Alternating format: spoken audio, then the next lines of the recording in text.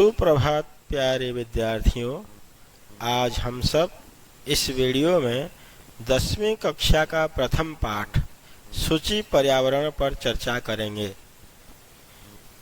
यह पाठ लसल लतिका नामक पुस्तक से लिया गया है। इसके कवि श्री हरिदास शर्मा जी हैं। उन्होंने इस कविता में महानगरों में बढ़ते हुए प्रदूषण पर चिंता करते हुए शुद्ध पर्यावरण की ओर मानव को जागरूक करने का प्रयास किया है। तो आइए देखते हैं इस पाठ का प्रथम कविता। दुर्वहमत्र जीवितं जातं प्रकृतिरेव शरणं शुचि पर्यावरणं महानगरमध्ये चलदनिशं कालायसचक्रं मनः शोषयत् तनुः पेशयत् भ्रमति सदा वक्रं दुर्दान्तैर्दशनैरमुना स्यान्नैव जनग्रशनं शुचि पर्यावरणं। शुचि पर्यावरणम, शुचि का मतलब होता है पवित्र और पर्यावरण मतलब पर्यावरण एनवायरनमेंट। तो आइए इसके पहले अन्वय को हम लोग देखते हैं। अन्वय का मतलब होता है पदों को क्रम से लिखना। कविता में सभी पद इधर उधर दिए हुए रहते हैं, किंतु उसको जब हम क्रम से लिखते हैं तो उसे अन्वय कहते हैं। अत्र जीवितं दुर्वहं जातं प्रकृति एव शरणं शुचि पर्यावरणं भवेत्। भवेत् यहाँ श्लोक में नहीं है, एक क्रियापद लगा दिया गया है। महानगर मध्ये अनिशं चलत् कालायसचक्रं मनः शोषयत् तनुः पेशयत् सदा वक्रं भ्रमति अमुना दुर्दान्तैः दशनैः जनग्रशनं न एव स्यात्।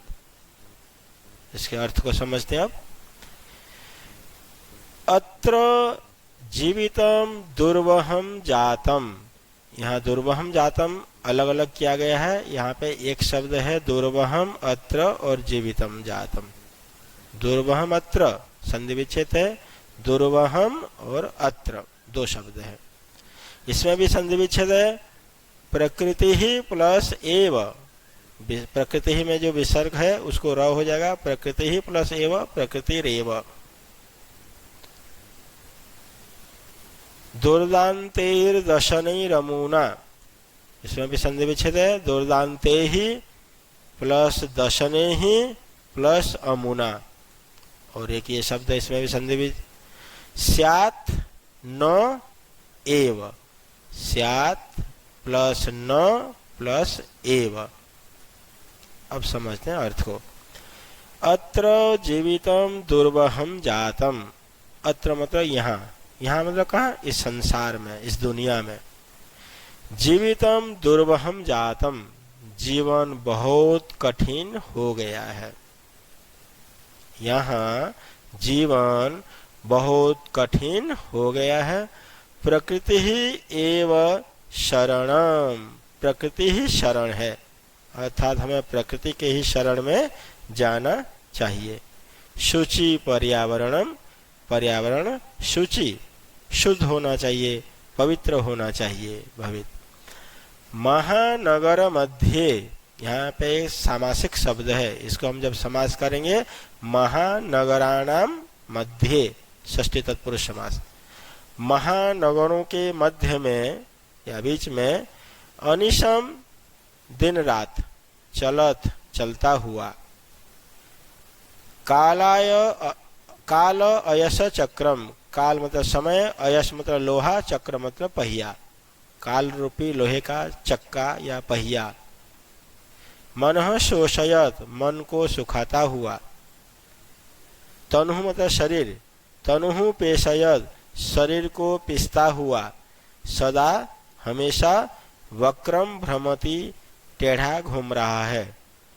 फिर से देख लेंगे। महानगरों के मध्य में दिन रात चलता हुआ समय रूपी लोहे का चक्का मन को सुखाता हुआ, शरीर को पीसता हुआ हमेशा टेढ़ा चल रहा है या घूम रहा है। अमुना दुर्दांते ही दशने, इसके भयानक दांतों से, किसके, इस चक्के के जो भयानक दांत हैं उस चक्के के दशने मतलब दांत, दांतों से। दुर्दांते ही दशने ये विशेषण, ये विशेष्य। इसके भयानक दांतों से जनग्रसनम न एव स्यात्, जनानाम ग्रसनम, यहाँ पे एक समासिक शब्द है।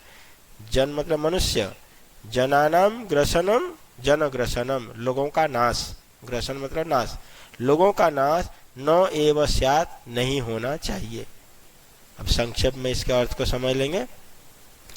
यहाँ जीवन कठिन हो गया है, प्रकृति ही शरण है, शुद्ध पर्यावरण होना चाहिए।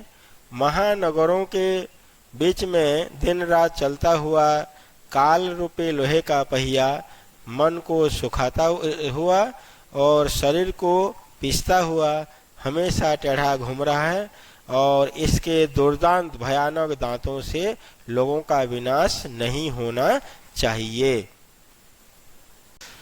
तो आइए इस कविता में जितने भी संधि विच्छेद या संधियुक्त पद, समास विग्रह तथा पर्यायवाची शब्द हैं उन पर हम चर्चा करते हैं।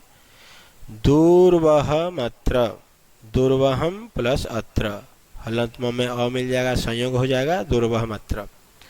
प्रकृतिरेव, प्रकृति ही प्लस एव, यहाँ विसर्ग को र हो गया रत्व संधि के नियम से। और रत्व संधि का नियम क्या है, विसर्ग से पहले अ आ को छोड़कर, यहाँ पे त में ई की मात्रा है, विसर्ग से पहले अ आ को छोड़कर कोई भी स्वर हो तथा विसर्ग के बाद कोई भी स्वर तीसरा चौथा पांचवा यर लव ह आने पे विसर्ग को र हो जाता है, तो यह र बन गया।